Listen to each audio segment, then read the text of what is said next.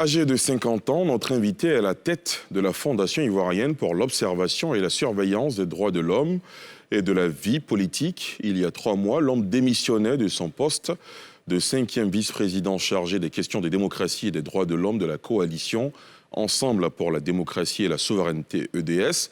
Depuis, Boga Sako-Gervais dénonce la trajectoire de son mentor qui a décidé de créer un nouveau parti politique et laisser l'instrument historique de lutte politique, le FPI, aux mains de Pascal Affi-N'Guessan. Depuis quelques jours, le militant des droits de l'homme a été réintégré dans ses fonctions d'enseignant à l'université Alassane Ouattara de Bouaké.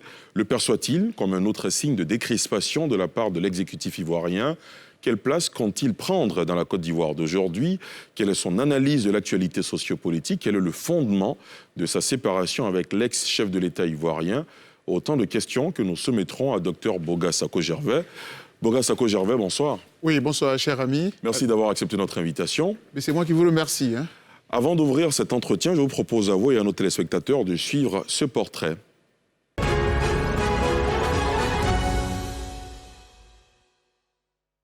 L'émission Sans réserve de ce 18 novembre 2021 reçoit Dr Boga Sako-Gervais, un militant engagé des droits de l'homme depuis 1994. Ex-membre de la LIDO, la Ligue ivoirienne des droits de l'homme, il a fait ses armes à Bouaké en tant que président de la section LIDO de cette localité du centre ivoirien de 1996 à 2005. Il a dirigé l'ONG Action pour la protection des droits de l'homme, APDH, de 2005 à 2007. De 2007 à 2012, il a siégé en qualité de commissaire au sein de la Commission nationale des droits de l'homme en Côte d'Ivoire, actuel Conseil national des droits humains. Avant cette date, il a assuré les fonctions de secrétaire exécutif de cet organe étatique. Depuis avril 2009, Dr Boga Sako-Gervais est le fondateur et président de 2 ONG des droits de l'homme, la FIDOP, Fondation ivoirienne pour l'observation et la surveillance des droits de l'homme et de la vie politique, et le GRADDH Afrique, groupe de réflexion et d'action pour la démocratie et les droits de l'homme en Afrique.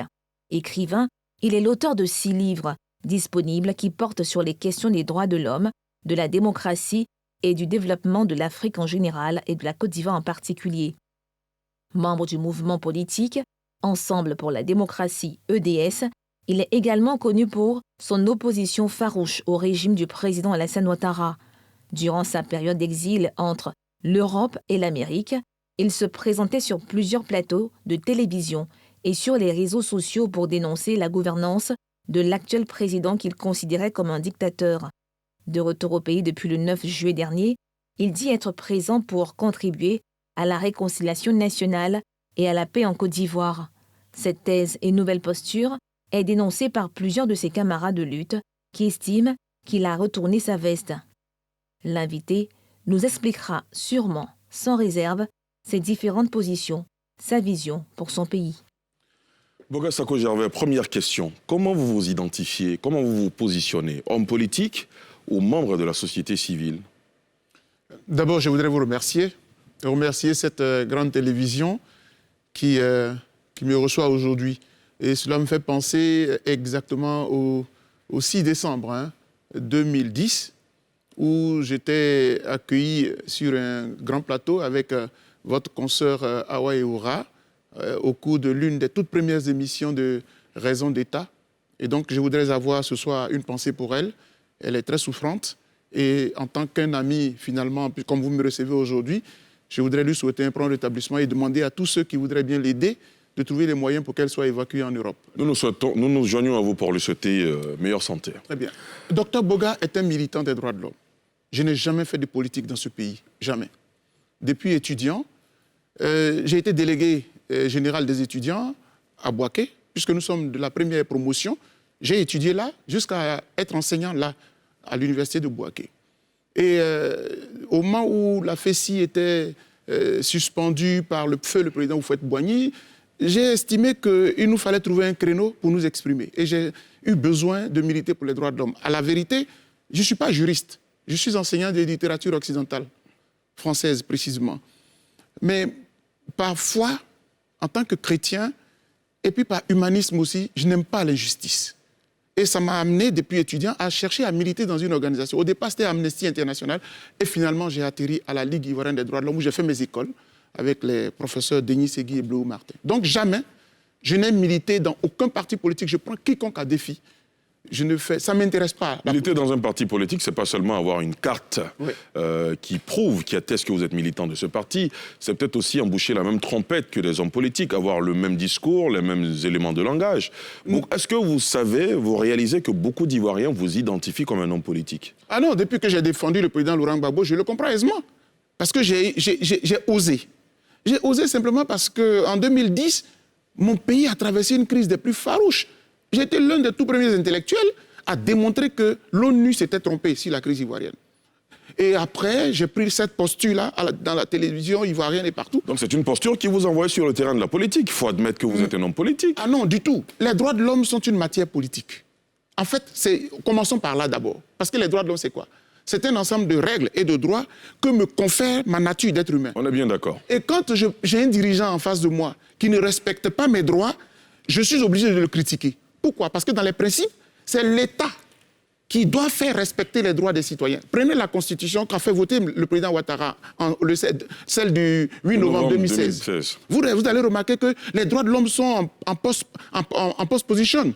Et à partir de là, quand je vois qu'il existe encore dans mon pays des gens qui ne sont pas scolarisés, des enfants qui ne sont pas scolarisés, quand je vois qu'il y a des villages qui n'ont pas d'eau potable, quand je vois qu'il n'y a pas encore d'électricité et qu'on a le délestage, et vous voyez, quand je vais commencer à critiquer, on va dire, mais il prend des postures politiques parce que les questions des droits de l'homme, c'est éminemment des questions politiques. Sauf que les opposants, ça les arrange en fait. Mais ce n'est pas nouveau, ce n'est pas en Côte d'Ivoire seulement. On est bien d'accord. Voilà. Quand vous dites que ce sont des questions éminemment politiques, bien sûr, on est bien d'accord que les questions éminemment politiques sont gérées par des partis politiques. Pas forcément. Justement, c'est là l'erreur que nous faisons. Non, c'est pas une erreur. Non, les gens pensent que la cité, nous devons l'abandonner à des gens qui n'ont jamais fait même d'école politique. Ils se lèvent là, ils créent un parti politique, ils sont tous politiciens. Et nous, on est journalistes, on est enseignants d'université, on est professeurs de lycée. On dit non, c'est pas notre matière. Mais le politique, là, il fait quoi? Il gère notre cité, il utilise notre argent. Si nous étions suffisamment aguerris, les politiciens allaient se méfier. En Europe, M. Macron ne peut pas faire n'importe quoi, parce que tous les Français connaissent leurs droits. Aux États-Unis, c'est pire. Donc, mon rôle, quand j'ai créé les structures des droits de l'homme, c'est d'amener chaque Ivoirien à connaître ses droits. Récemment, je disais à Yamoussoukro, où le ministre de la Réconciliation et de la Cohésion sociale, nationale nous a invités, je disais à tous les chefs traditionnels qui étaient là, je dis, mais pourquoi quand on vous met de l'eau dans un village, vous faites la fête de l'eau? Pourquoi quand on vous envoie l'électricité, vous faites la fête de l'électricité? C'est le travail de celui qui nous dirige. Donc, pourquoi fêter? Vous voyez, quand je vous dis ça, vous êtes abasourdi, mais c'est ça les droits de l'homme. Pas du tout. Mais merci. Moi, pas du tout. Merci. Alors, en tout cas, dans une certaine opinion, en Côte d'Ivoire, on vous identifie comme un homme politique. Oui. Non, mais je le comprends parce que j'ai défendu... Absolument. Mais justement, moi, j'ai envie de vous poser une question. Qu'est-ce qui vous retient? Pourquoi vous ne créez pas soit un parti politique?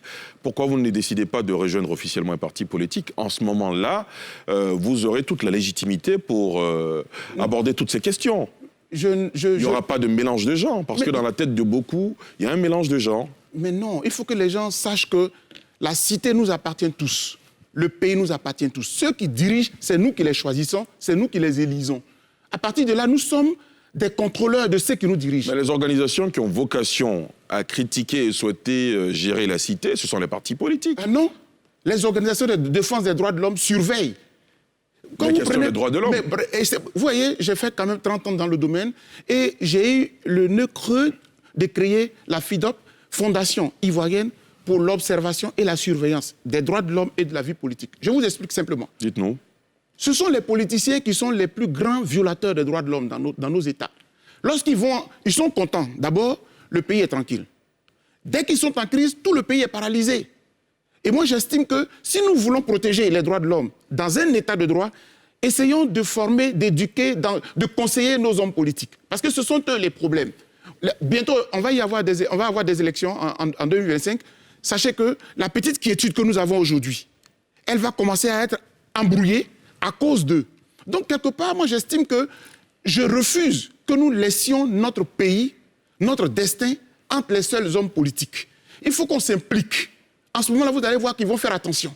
Mais si vous dites non, c'est une question politique, moi je suis société civile, donc je n'ai pas le droit. D'ailleurs, on va tous fouiller pour savoir même depuis quand, quel est ce politicien-là, quel est son rapport avec la question des droits de l'homme. Est-ce qu'ils savent même ce que c'est que diriger un pays, c'est respecter les droits de l'homme? D'accord, je vais vous poser une question que beaucoup d'Ivoiriens se posent.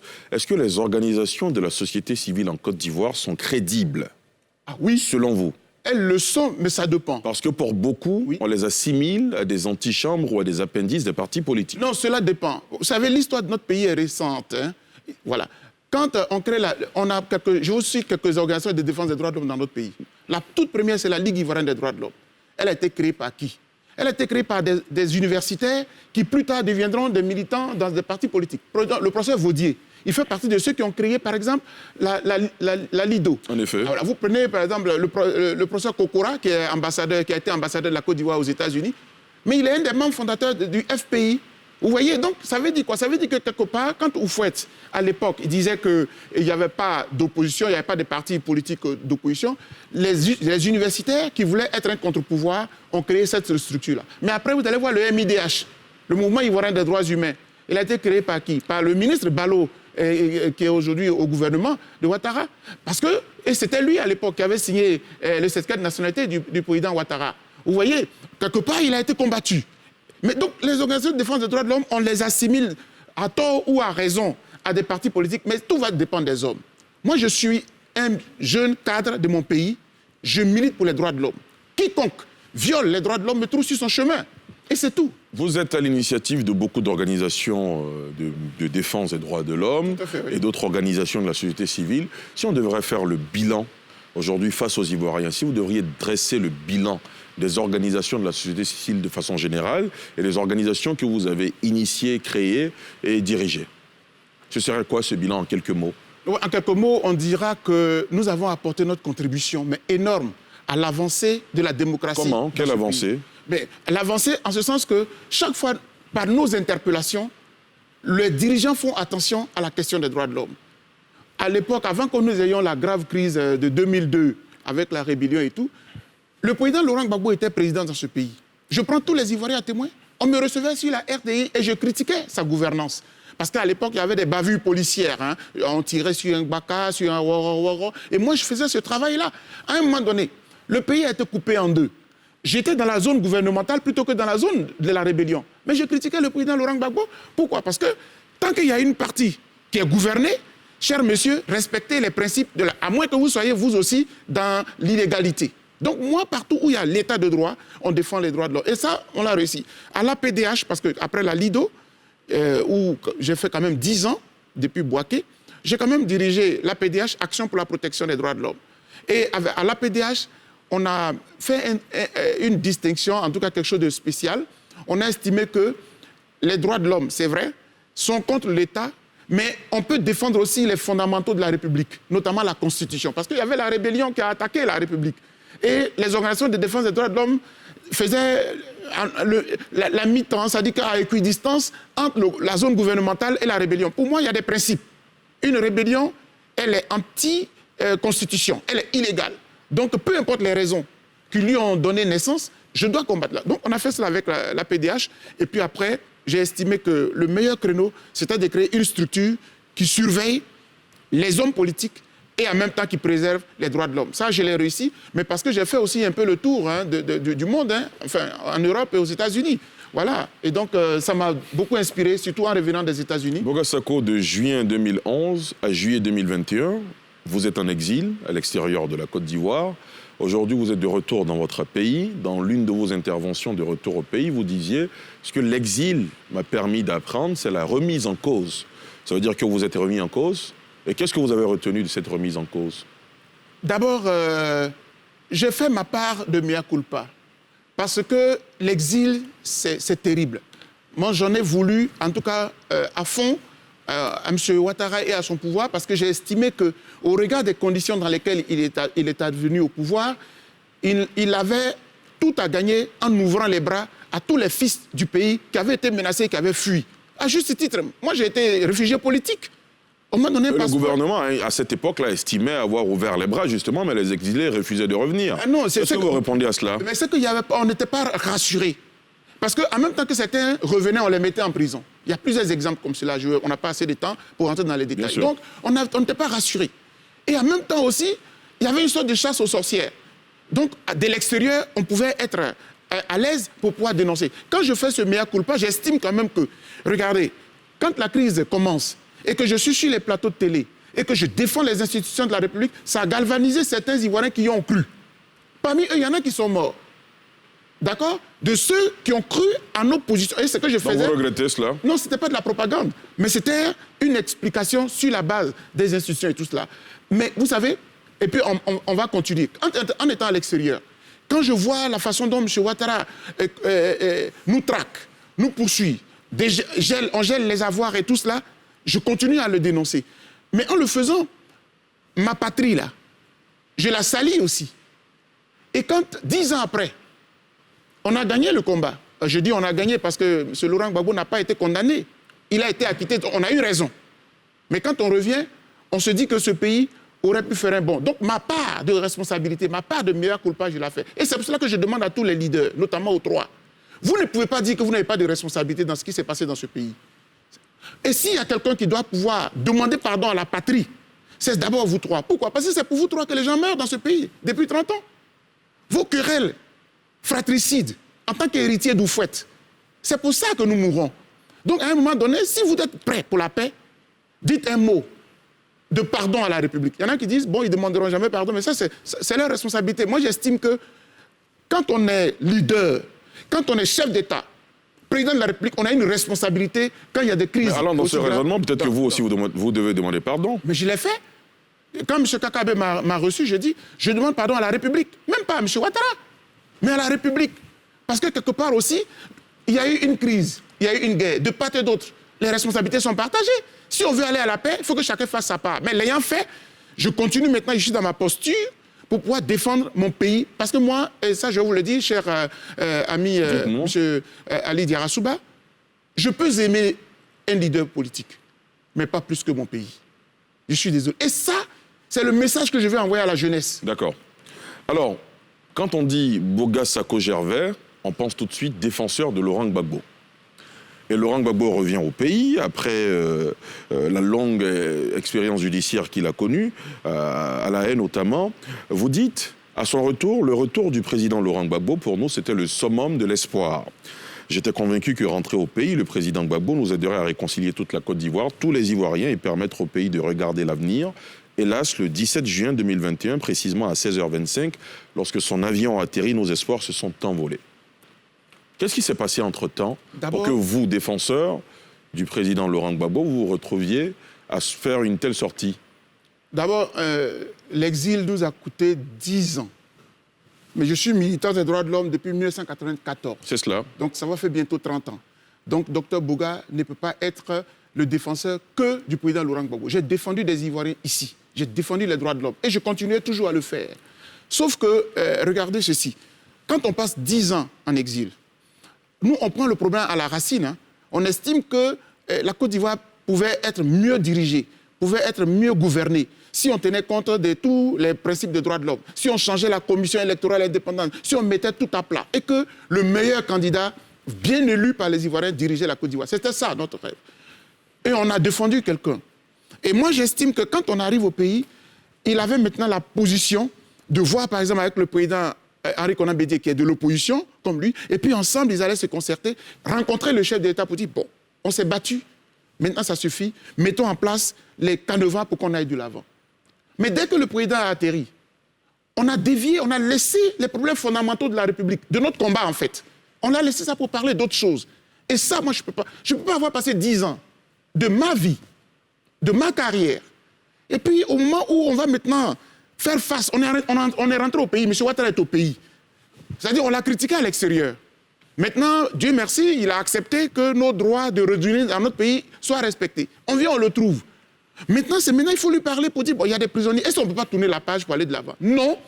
Depuis pratiquement 3 mois, 4 mois, on est dans d'autres guéguerres. Des guéguerres internes à son parti politique, à sa famille et tout ça. Moi, je suis pas... Non. Vous êtes déçu? Oui, profondément, je suis déçu. Ça, je le dis parce que je pensais mieux. Regardez, vous pensiez à quoi, notamment? Je pensais au retour de tous les exilés. Par exemple, aujourd'hui, M. Charles Blé Goudé est encore hors de la Côte d'Ivoire. Je ne sais pas pourquoi. Les deux ont comparu. Les deux ont été acquittés. Et personne... Et puis on dit, bon, peut-être qu'on a fait une motion au cours du congrès du PPA pour en parler, mais ce n'est pas assez. Moi, j'estime que le leader, c'est lui qui porte. Pourquoi? Et d'un point de vue juridique, je ne comprends pas. C'est pour ça que j'ai écrit au nom de la structure, la FIDOP, au président de la Cour pénale internationale, pour dire que c'est de sa responsabilité que M. Charles Blé Goudé rentre dans ce pays. Et puis, autre chose, de vous à moi, avec ce qu'on a connu dans ce pays-là, est-ce qu'on peut avoir une quiétude, une sérénité, tant que M. Guillaume Soro est à l'extérieur? C'est-à-dire, les leaders, là, avant qu'ils ne partent, le pays que vous faites nous a laissé là, ils doivent au moins nous le rendre pour les générations à venir. C'est ça le problème de fond. Parce que nous, on va se battre la cherté de la vie. Un matin, quand ils sont candidats, tout est à plat. Vous savez, la dernière élection de 2020, ce qu'on a connu, près d'une centaine ou une 200 de morts encore. Et 2025, c'est pour ça que la société civile, aujourd'hui, là, nous décidons de nous impliquer à notre façon. Là, aujourd'hui, il y a ma consoeur Chéri Balé qui a fait une activité, etc. Moi, on était à Yamoussoukro à soutenir. Parce qu'on veut, cette fois-ci, s'impliquer pour que ce pays recouvre une paix sereine. Laurent Gbagbo a décidé de laisser le FPI aux mains de Pascal Affi-N'Guessan. Il a créé son nouveau parti politique sur fond de positions qu'on lui connaît. C'est des positions historiques, souverainistes, panafricanistes. Quel commentaire faites-vous? J'étais le 9 août 2021 dernier invité en tant que vice-président de EDS au Palais de la Culture, où l'annonce a été faite. Je suis resté un peu sur ma faim. Parce que dans mon schéma, les gens ne veulent pas qu'on pense. C'est-à-dire que, je le dis, je fais une petite parenthèse. C'est-à-dire que quand Laurent Gbagbo a pensé, personne d'autre ne doit penser. Ah, je suis universitaire. Je suis intellectuel. Même mon père, il parle. Je peux avoir la latitude de dire à mon père, ce que tu as dit, je comprends, mais non, chez eux, il y a Dieu sur terre. Non, je refuse. J'aurais préféré qu'il trouve un minimum d'entente avec M. Affi-N'Guessan. On m'a dit non, mais docteur Boga, tu fais une mauvaise lecture. Affi-N'Guessan, c'était le diable, etc. Simone aussi est diablesse. Blé Goudé aussi. Bon, finalement, vous avez clairement pris fait et cause pour Simone Gbagbo? Je l'admire. Et j'ai de la compassion. Parce qu'en exil, ce que j'ai vu sur les réseaux sociaux, ce n'est pas digne. Et les gens qui ont fait ça, qui l'ont insulté jusqu'à dans son intimité, ce sont des gens du FPI. Et le FPI de Gbagbo, là, ils les connaissent. Et parce que je l'ai défendu, ils m'ont même attaqué, racontant des balivernes. Vous savez, cher ami, on peut faire de la politique, mais il faut avoir un peu de décence. Cette dame-là, c'est une université, c'est une grande dame. Je dis souvent aux gens, je le répète encore sur votre plateau, si vous me permettez, je dis en Afrique, vous pouvez citer des grandes dames politiques de cette carrure-là. Vous n'allez pas trouver 2 ou 3 sans elle. Vous êtes resté proche d'elle. C'est quoi son état d'esprit aujourd'hui, Simone Gbagbo? Mais ce n'est pas que je sois resté proche ou loin, non. En fait, les Gbagbo, je ne suis pas proche d'eux. Mais quand j'ai vu cela, non, je ne peux pas l'accepter. Moi, je veux être un homme juste. Je ne peux pas accepter que... Attendez, souvent quand on parle de ça, on dit, oui, mais est-ce qu'il n'est pas libre de divorcer? On ne parle pas de divorce, ne descendez pas si bas. Là, on parle de respect de la dignité d'une femme de valeur. C'est de cela qu'il s'agit. Mais qui n'a jamais divorcé? Moi, j'ai divorcé. Où est le problème? Mais non. Et il y a pire. Et je profitais aujourd'hui pour dire aux gens, quand je parle du 17 juin, à l'arrivée du président, vous savez, quand on a été ancien chef d'État, on a incarné la Constitution, donc on connaît la loi. Où voulez-vous en venir? Je veux en venir au fait que, légalement, vous êtes encore marié. Légalement, il l'est encore. Donc, avant de présenter une autre femme, on fait attention. Parce que les jeunes nous regardent. Dans ce pays, il n'y a pas de polygamie. Et moi, ça me gêne tout ça. Et quand vous parlez comme ça, on dit non, il a insulté Laurent Gbagbo. Je n'ai pas appris à insulter. Moi, je n'insulte pas les aînés. Mais je veux que les choses soient selon la loi. Parce que vous savez, quand tu es défenseur des droits de l'homme, tu t'appuies beaucoup sur la loi. Et celui qui a incarné la Constitution, qui a été le président de notre pays, c'est un modèle. Parlant de Simone Gbagbo, est-ce que vous l'encouragerez à créer sa propre formation politique pour occuper les premiers plans sur la scène politique? Non, mais ça dépend d'elle. Moi, je pense que voilà, chacun est libre. Moi, j'analyse la vie sociopolitique de mon pays. Je prends récemment, nous avons sorti une déclaration dans laquelle on a salué le rapprochement un peu des partis politiques. Lorsqu'on voit que le PPACI a invité le RHDP, M. Bictogo a donné l'un des discours les plus applaudis du congrès de M. Laurent Gbagbo, et que je vois récemment encore M. Affi-N'Guessan l'a invité. La politique, c'est cela. C'est du fair play. On ne s'entretue pas, c'est-à-dire c'est un jeu, si vous voulez, de conquérir des gentlemen. Voilà. C'est en Afrique seulement où on sort les couteaux, les machettes, les armes et tout ça. Et ça, nous, on n'en veut pas. En tant que militant des droits de l'homme, je dis, faites la politique, mais faites de la politique saine. Aussi longtemps que vous allez utiliser les armes, machettes ou des armes à feu dans la politique, vous allez nous trouver sur notre chemin, sur votre chemin. Parce que, finalement, qui paye les pots cassés? Qui paye les pots cassés? C'est la pauvre population. Alors, vous savez, moi, je refuse d'être otage de la classe politique. Je suis revenu d'exil pour jouer ma part dans la réconciliation de mon pays, parce que je sais que quand cette génération va passer, on a une autre génération qui va arriver à la tête de ce pays. Boga Sako Gervais, vous avez repris vos fonctions d'enseignant-chercheur à l'université Alassane Ouattara de Bouaké. Est-ce que vous y voyez, vous y percevez un signe de décrispation, un signe d'avantage de l'exécutif ivoirien? Deux observations. Dites-nous. La première, c'est qu'un fonctionnaire de l'État de Côte d'Ivoire, sa vie, son contrat avec l'État ne dépend pas d'un chef d'État. Vous savez, souvent les gens disent, oui, il allait négocier, etc. Négocier parce qu'ils sont au pouvoir. Par exemple, tant que M. Ouattara n'avait pas voulu, on était encore en exil. Et pourtant, on a le droit de revenir chez nous. Donc, il faut que les gens... Donc, c'est un signe de décrispation. Mais cela va sans dire. Donc, souvent, il faut que les gens comprennent que... C'est ça aussi faire la politique. Quand M. Laurent Gbagbo s'est déplacé, il va au palais présidentiel. Et que dans un discours à la fin, il dit au président Ouattara, j'attends que vous libériez les prisonniers parce que moi-même... C'est ça, c'est de la politique, ça. Donc il faut que les gens comprennent qu'à un moment donné, on peut avoir des postures. Ça a valu 10 ans. Maintenant que le président Laurent Gbagbo a été libéré et qu'il est rentré au pays, s'il vous plaît, tournons un peu la page et allons de l'avant. On ne va pas passer toute notre vie à nous faire de la guerre. Et moi, je suis dans cette posture-là. Moi, j'estime que oui. Aujourd'hui, je n'ai pas eu besoin, et par vous, je vais faire une révélation à tous les Ivoiriens. Dites-nous. J'ai été réintégré à la fonction publique depuis le 29 novembre 2018. C'est-à-dire que les gens, ils jasent. La vérité est qu'à un moment donné, le chef de l'État Ouattara et son gouvernement ont pris des dispositions pour que tous les fonctionnaires qui étaient sortis du pays soient réintégrés. Et sur la liste où j'ai été réintégré, il y a le Premier ministre Akengbo, il y a Michel Gbagbo, etc., etc. Il y a 22 personnes. J'ai eu même la liste en main. Donc, à la vérité, on n'a pas mendié notre réintégration, c'est de droit. Sauf que, si vous voulez, puisqu'ils sont au pouvoir, vous les avez combattus. Nous les avons combattus. Nous les avons traités de tous les noms. Dès l'instant où, aujourd'hui, Dieu merci, chacun de nous a fait un peu la mesure de ses forces et qu'on est revenu à la case départ, ayant du respect pour ceux qui sont là. D'ailleurs, je veux dire, et je vais terminer par là, le 3e mandat, je l'ai combattu. Et ça fait qu'aujourd'hui, dès que je suis arrivé en Côte d'Ivoire, je suis placé sous contrôle judiciaire. J'ai été interrogé par la juge pour les propos que j'ai tenus, par mes prises de position en 2020, dans le contexte de la crise. Vous comprenez? Mais à un moment donné, il faut qu'on prenne conscience que ce pays-là, il ne va pas s'enliser parce que des hommes politiques voudraient le bloquer. Donc moi, je voudrais vraiment dire cela aux gens.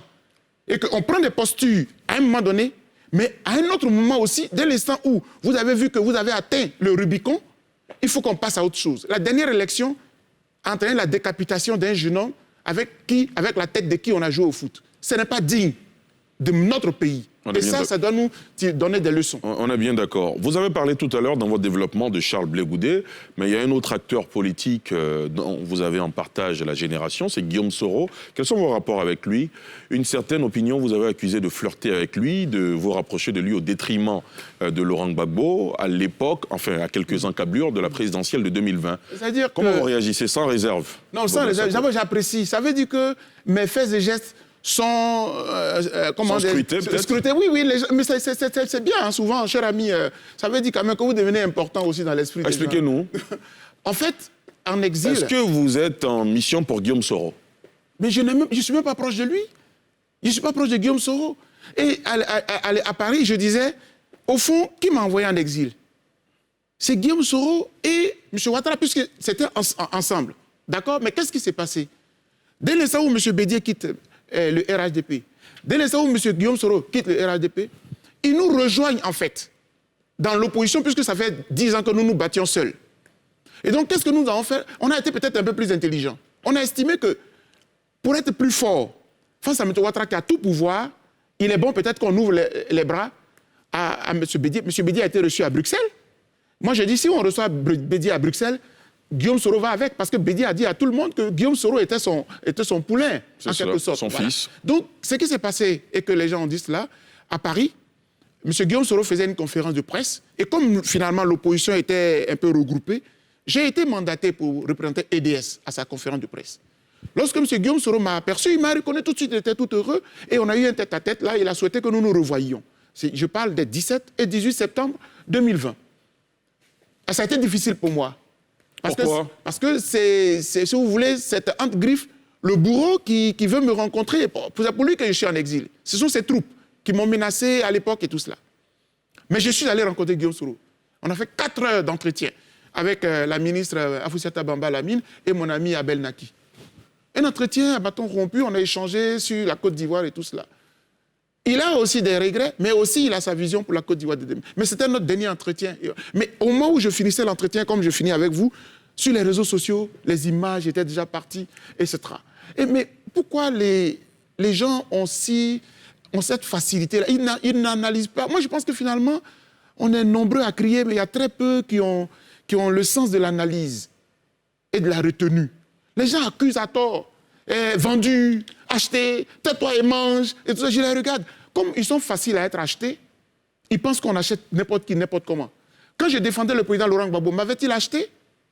Pourtant, je lui ai sacrifié 10 ans de ma carrière. Ce n'est pas moi qui l'ai sorti de prison, mais j'ai parcouru l'Europe et les États-Unis, de conférence en conférence, de plateau de télé à plateau de télé, pour le défendre. J'arrive ici, je dis ma mission est terminée, parce que maintenant, il va créer un nouveau parti politique. Je ne suis pas un politicien, je reviens en tant que société civile. Et les gens jasent. Les gens jasent pour rien. Donc, je veux vous rassurer, cher ami, moi, Guillaume Soro, j'estime qu'il a occupé de hautes fonctions, peu importe la manière avec laquelle... Bon, si on veut se réconcilier, on se réconcilie. Maintenant, si on veut faire la guerre aussi, on l'a fait. Mais on a passé tout le temps là, on n'a pas vu l'hyper-vainqueur de cette guerre-là. Si ce ne sont que des milliers de morts de nos compatriotes. Donc, à un moment donné, mettons bas la terre. Donc, moi, je plaiderais vivement que si on veut vraiment se réconcilier ici, le cas Blé Goudé est plus facile parce qu'il ne lui reste qu'un passeport. Mais même le cas Guillaume Soro, il faut qu'on en parle. Et puis, si on pense qu'on veut tourner la page pour passer à autre chose, maintenant, on peut ne pas être rassuré à 100%, mais Guillaume Soro n'est pas un extraterrestre. M. Ouattara le connaît mieux que moi. D'accord. Alors, si vous devriez faire un diagnostic de toutes les causes qui ont créé tous ces problèmes à la Côte d'Ivoire ces 30 dernières années, ce seraient lesquelles? Je dirais que ce serait le manque de tolérance et puis l'extrémisme, le jusqu'au-boutisme de nos 3 grands leaders. C'est vraiment ça. C'est-à-dire qu'ils n'ont pas su organiser un jeu électoral propre et sain. Si bien que le meilleur parmi les 3 aurait pu gagner tranquillement, etc. On a pipé les jeux électoraux, on s'est fait la guerre à mort. Et ça, on a tous payé le prix. C'est pour cela qu'il s'est sur ces temps-ci, une loi des 75 ans et tout cela. Il faut y réfléchir à fond. Parce que Quel est votre avis sur cette question? Non, mais je ne vais pas vous donner l'occasion. Non, c'est une question qui était prévue de toutes les façons. On en est arrivé, maintenant, puisque vous en parlez, on prend le raccourci. Mais ça me permet... Vous êtes favorable ou pas à cette loi? Non, personnellement... Qui ramènerait dans la Constitution la limitation de l'âge de 75 ans? Je vais vous dire ceci. D'abord, c'est un faux débat. Parce que ce débat a été bouclé depuis la Constitution de 2000. La Constitution du 1er août 2000 avait déjà bouclé cette question. On est bien d'accord, mais la Constitution de novembre 2016 a levé la limitation. Donc, quand on veut remettre, pourquoi on fait un débat? Puisque ça existait déjà. Et même cette constitution du 8 novembre, nous l'avons combattue. Quel est votre point de vue sur cette question? Mon point de vue, c'est qu'on vote les lois en fonction des difficultés que nous rencontrons. On a fait le constat selon lequel, en 30 ans, notre pays aurait pu faire un bond en avant. On a stagné parce que 3 grands leaders se sont fait des guerres fratricides dans lesquelles beaucoup de nôtres ont péri. Si, en votant cette loi, on peut arriver à passer à autre chose, je ne voterai pas non. Mais ce que je demande au président Ouattara, c'est de ne pas confier cette charge-là seulement au Parlement. Je voudrais qu'on fasse un référendum. Parce qu'au nom de la paix, je ne voudrais pas que demain on dise que M. Ouattara a pris cette disposition-là parce qu'il voulait éliminer M. Bédié, il voulait éliminer M. Gbagbo. Mais il s'élimine lui aussi, hein? Tout à fait, mais les gens ne le voient pas comme cela, puisque je les entends là. En train de dire, voilà, c'est comme ça qu'ils commencent. Donc, pour couper la poire en deux, pour tranquilliser tout le monde, on met cela en référendum. Et M. Ouattara a le loisir de demander à ses partisans de voter oui, Nous autres, chacun donnera ses consignes, et puis Pour vous, ce serait une bonne solution si on va au référendum, que le oui l'emporte, ce serait une bonne solution? Ah oui, parce qu'à un moment donné, si on ne peut pas organiser une élection pour que entre les trois, on choisisse un, peut-être que cette façon-là peut nous sauver aussi. Parce qu'on a besoin de vivre. Hein. On ne va pas vivre toujours en fonction d'eux.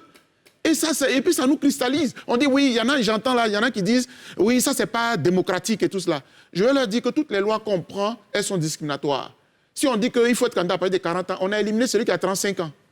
Donc à un moment donné, arrêtons. D'ailleurs, même cette question, j'ai dit pour moi, elle est révolue parce que dans la constitution du 1er août 2000, la meilleure constitution de notre pays, où tous les partis politiques ont appelé à voter oui, 76% de taux de participation, 86% de oui.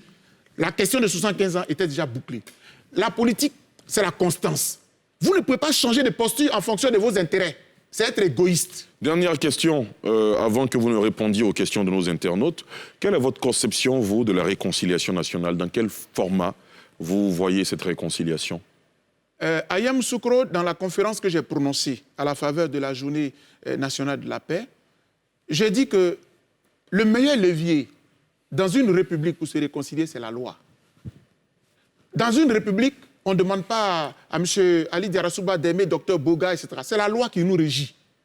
Si M. Ali Diarra-Souba respecte la loi et que Dr Boga respecte la loi, on sera réconciliés.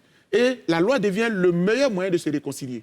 Réconcilions-nous avec la loi, avec la Constitution, avec les lois de la République. Appliquons le respect des droits de l'homme. C'est-à-dire qu'il y a des principes. Quand un policier abuse, à un moment donné, il faut qu'il y ait... Et c'est pour cela que j'aime bien, aujourd'hui, on entend de faire un peu le nettoyage dans les régies financières, dans les institutions de la République. Une République, c'est des principes, c'est des règles.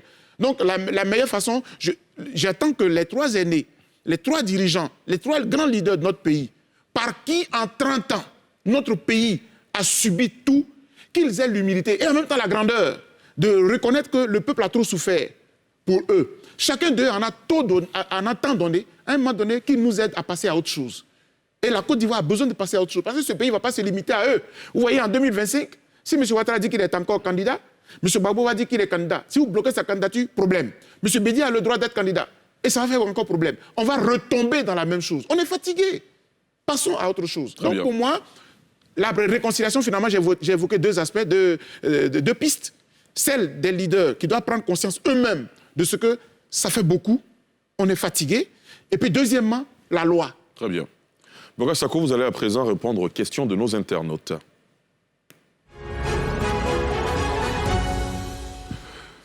Première question. Nguessan Joséphine qui dit « Depuis votre exil, vous avez traité le président Ouattara de dictateur. Vous êtes revenu au bercail. Maintenant, est-il dictateur ou pas ?» Question cash. Oui, merci beaucoup pour la question. En fait, le terme de dictateur, c'est selon. Vous voyez, quand dans un pays, la démocratie ne fonctionne pas bien, on décrit la CEI, rien ne change.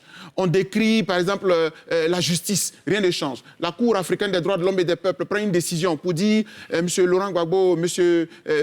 Guillaume Soro doivent être remis sur la liste électorale, rien n'y fit, etc. Donc, vous voyez que quelque part, oui, on considère qu'on est bâillonné. Quand l'opposition manifeste, il y a des gens qui viennent les agresser, etc. Donc, c'est un ensemble de faits, d'accord? Mais, à la vérité, aujourd'hui, quand nous rentrons dans le pays, on participe. C'est-à-dire que M. Ouattara lui-même aussi, à un moment donné, a réalisé aussi quand même que c'était assez corsé. Il y a une certaine ouverture aujourd'hui. Le président Laurent Gbagbo, on a passé 10 ans. Même il avait été acquitté, mais il n'était pas encore rentré. Il a été acquitté depuis le 15 janvier 2019. Et il est resté à Bruxelles. Donc, quand le dirigeant, à un moment donné, pose des pas qui vont dans le sens de la réconciliation, il ne faut pas rester dans la posture de l'opposant guindé qui veut toujours... Non, moi, je pense qu'il y a eu un temps où on s'est affronté. D'ailleurs, nous, encore, c'était un bel affrontement. Il n'y avait pas de machette, il n'y avait pas d'armes. Ce n'était que des analyses, des réflexions. C'est ce que j'ai dit au passage à la juge. Je ne suis pas un activiste armé. J'ai mon intellect et j'ai mon verbe. C'est ce qu'on a fait. Deuxième question. Cette fois-ci, elle nous vient de Doucouré Mohamed. Dites-nous sans réserve, êtes-vous un militant des droits de l'homme ou un politicien, ou les deux? Je suis un militant des droits de l'homme. Mais qui a milité aussi à EDS. Donc il a fait les deux. Mais EDS n'est pas un parti politique. C'est une coalition c'est une plateforme, dans laquelle il y a des partis politiques. Mais un rôle politique. Oui, mais je veux dire que non, moi je suis un militant des droits de l'homme, je le revendique, je le suis. Et puis j'estime que je prends des postures politiques. Parce qu'au fond, c'est la politique qui nous amène toutes les violations des droits de l'homme. En fait, mon discours, il est logique pour qui veut comprendre. Sinon, je ne suis pas un homme politique. Mais je ne suis pas interdit de faire de la politique. Soyez patient. Absolument. Non, soyez patient. Il y a certains internautes qui sont en train de nous écrire, est-ce que vous manquez de courage, par exemple, pour aller sur la scène politique? Non, mais qu'il soit patient. Patient parce que vous avez une idée pour 2025, par exemple? Non. Ou les prochaines élections locales? Mon idée, c'est que tout l'appareil électoral soit nettoyé, soit au même niveau. À ce moment-là, vous vous présenterez. Et quiconque veut briguer la magistrature suprême de notre pays, le fasse. Mais tant que vous n'avez pas encore réglé toutes ces questions-là, le jeu électoral sera toujours pipé, il y aura toujours des morts. Et pour un militant des droits de l'homme, je refuse que pour une élection, on ait des morts dans mon pays. Mais sinon, j'ai le droit. Comme vous-même d'ailleurs. Absolument. Oui, bien sûr. On est bien d'accord. Donc qu'il soit patient. D'accord, très bien. Alors, Dr Boga Sako nous demande d'être patient et on verra certainement sa candidature les années à venir. Zaïbo Martial nous dit concrètement quel combat avez-vous gagné dans votre lutte? Les combats que nous avons gagnés? Oui. Par exemple, le président Laurent Gbagbo a été acquitté. Ça suffit? Très bien. Au pas de course, la dernière question d'internaute. Cette dernière question nous vient de Blandine Blackpa qui dit, en tant que militant engagé des droits de l'homme, que faites-vous pour les femmes et enfants victimes de viol? Ah oui, ça c'est une grosse préoccupation. Est-ce que c'est un créneau sur lequel vous travaillez? Oui, en fait, je profite de cette question pour dire qu'en fait, quand on dit militant des droits de l'homme, il y a plusieurs sections. Par exemple, vous avez des associations qui s'occupent des droits des femmes. Vous voyez, ça fait partie des droits de l'homme. Il y a des associations qui s'occupent des droits des enfants. Ça fait partie des droits de l'homme. Il y a des syndicats d'enseignants pour la révalorisation salariale. Ça fait partie des droits de l'homme. Il y a le syndicat des journalistes. Tout ça, c'est un ensemble. Donc, Dr Boga, à lui seul, ne peut pas embrasser tout. Sinon, ce serait mal étreindre. Donc, je fais un peu ma part dans mon domaine en apportant des contributions. Mais on forme une sorte de coalition et on se soutient. Et les médias nous aident. Parce que le militant des droits de l'homme, la dénonciation, c'est son créneau. On n'a pas d'armée. Je ne suis pas un dirigeant politique. Donc, je n'ai que mon verbe et surtout les médias pour interpeller, dire et dénoncer surtout. Merci infiniment d'être venu répondre à nos questions. Est-ce que vous avez le sentiment d'avoir répondu à nos questions sans réserve? Je suis Dr. comme Boga ça. Sako. De nature, je ne triche pas. Et que les gens me pardonnent, mais la franchise, c'est ma nature. Donc, je peux aimer quelqu'un, mais si, à un moment donné, je sens que les principes et les règles sont violées, je suis désolé, je suis bien obligé de lui dire pas question. Merci beaucoup, Dr Boga Sako Gervais. Je rappelle que vous êtes aussi écrivain et vous avez 6 livres à votre actif. Le dernier en date est Qui est le président de la République, paru aux éditions Marie Bro Foundation Publishing. En tout cas, merci d'être venu sur le plateau de Sans Réserve. C'est moi. À bientôt. Merci beaucoup. Bravo à vous également. Merci à vous, chers téléspectateurs, chers internautes, de nous avoir suivis. C'est la fin de ce numéro de Sans Réserve. Rendez-vous jeudi prochain.